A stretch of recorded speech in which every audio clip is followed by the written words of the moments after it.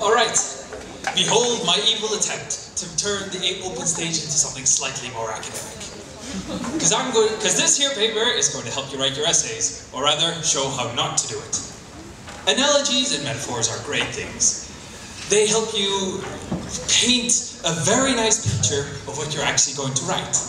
But these metaphors, these paintings look like they were made by monkeys. No offense to monkeys. These will help your sentences greatly, but some of these are just so bad, they don't only make you go like, what? But some actually take a knife and stab their sentence in the back. So, here's one for example. His thoughts tumbled in his head, making and breaking alliances, like underpants in a dryer. Also, when you're making an analogy, be sure they compare things. Not like this. The little boat gently drifted across the water, exactly the way a bowling ball wouldn't. Some of these are just, well, stupid. Like this.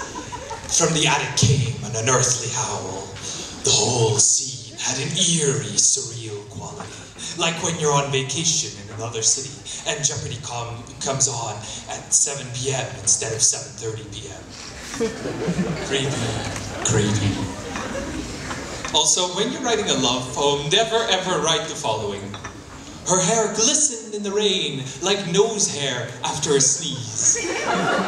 Because that's what we want to associate, right? So, some of these are just silly. I mean, listen to this. Her vocabulary was as bad as like, whatever. Pro tip, don't do your physics homework before writing your essay, otherwise you're going to get this. Long separated by cruel fate, the star-crossed lovers raced across the grassy field toward each other, like two freight trains, one having left Cleveland at 7:35 p.m., traveling at 55 miles an hour, the other from Topeka at 4:19 p.m., traveling at a speed of 35 miles an hour. Also, don't do biology before, otherwise you're going to get this. She grew on him like she was a colony of E. coli, and he was room temperature beef.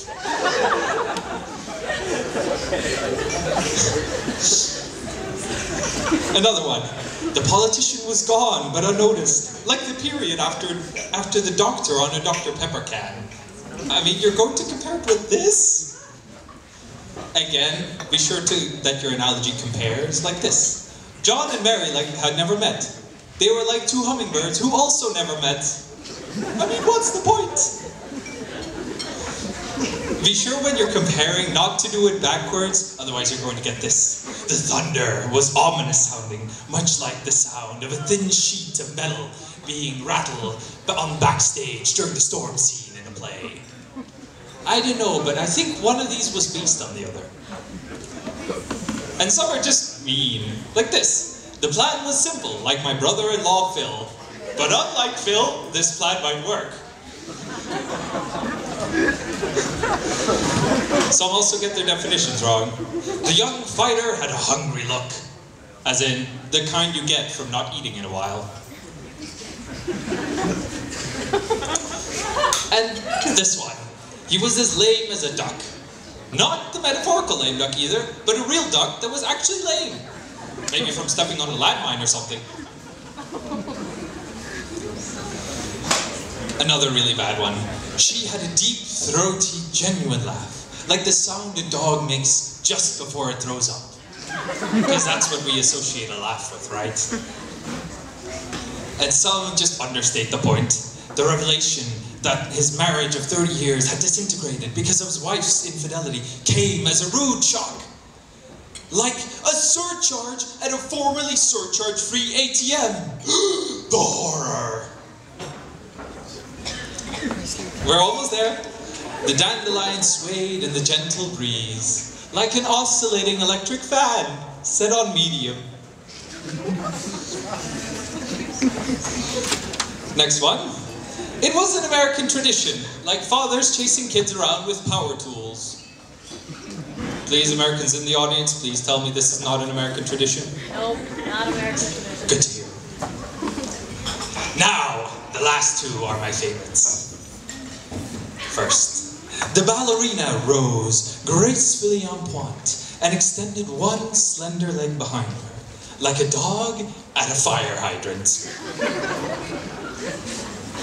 And the last one, again, don't ever write this in a love poem. He was deeply in love.